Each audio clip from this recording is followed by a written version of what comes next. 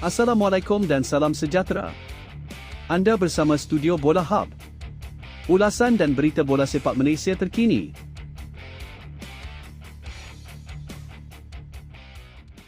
Pemain import Selangor FC, Alex Agyarkwa tidak menafikan keinginannya untuk menyarung jersey skuad kebangsaan Malaysia sebagai pemain naturalisasi Harimau Malaya yang seterusnya.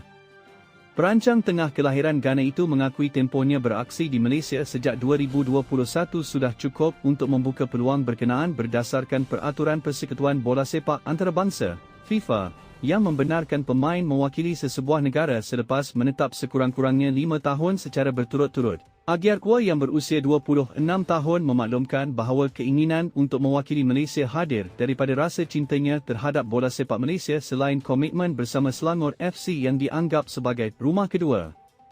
Saya sudah lama berada di sini dan saya sangat selesa. Jika diberi peluang, sudah tentu saya mahu beraksi bersama Harimau Malaya. Saya percaya boleh membantu pasukan terutama di bahagian tengah, katanya. Saya harap kelab boleh bantu dari segi dokumentasi. Jika semuanya berjalan baik, saya bersedia untuk berikan yang terbaik kepada negara ini, tambahnya lagi.